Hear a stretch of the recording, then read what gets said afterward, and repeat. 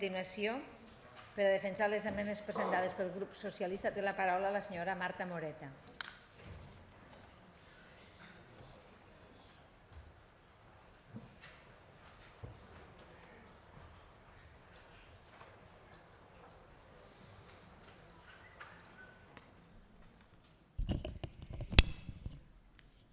Gràcies, presidenta, consellera, diputades i diputats.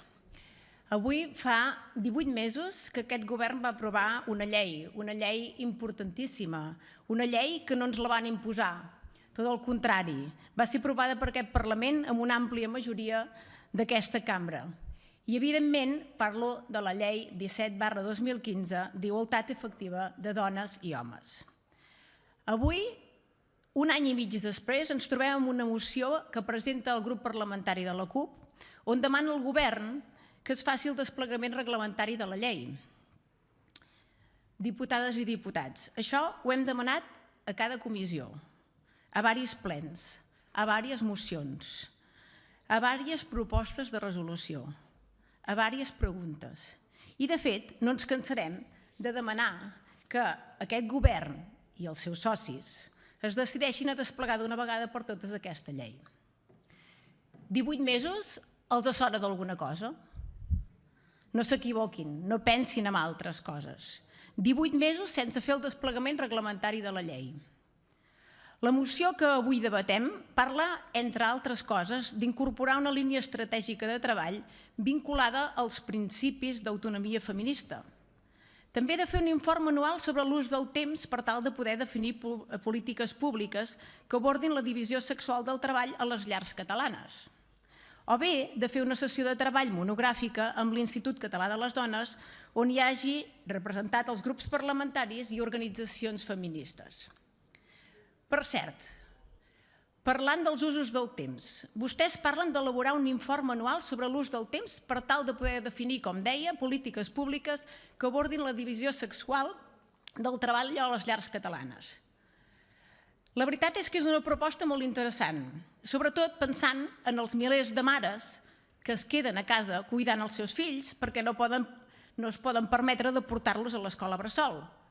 Sobretot recordant que aquest govern, del qual vostès hi donen suport, no destina ni un sol euro a l'etapa de 0 a 3 anys.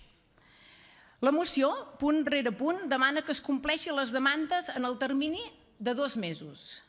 Ja m'agradaria que aquest govern ho pogués complir, però, vist lo vist, no tinc masses esperances.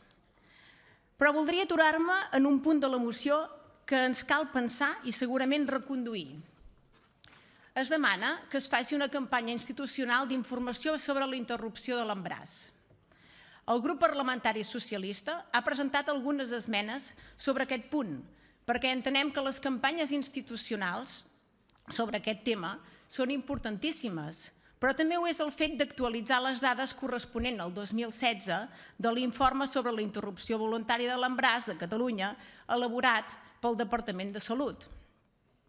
Crec que és bo fer un parèntesis sobre aquest tema, el de la interrupció de l'embaràs en els menors. Ens agradaria saber el detall de tots els casos en què s'ha sol·licitat el consentiment per escrit, i recalco, per escrit, dels dos progenitors, quan s'ha produït la interrupció de l'embaràs d'un menor. I també m'agradaria saber per què aquest govern està demanant el consentiment dels dos progenitors quan hi ha una llei que precisament no ho demana. Per això, avui, des d'aquest faristol, reclamem que es modifiqui la instrucció interna de l'ICS, llàstima que no hi hagi el conseller de Salut, espero que la consellera li farà saber, que està demanant precisament el doble consentiment dels progenitors. M'agrada que la CUP hagi recalcat aquest tema, perquè és una esmena que ha fet el grup socialista, per tant, estic contenta. I no m'agradaria allargar-me més, només dir que donarem suport a tota la moció i esperarem a veure el compliment que en farà el govern i els seus socis d'aquesta moció que espero aprovar. Moltes gràcies. Moltes gràcies, senyora Moreta.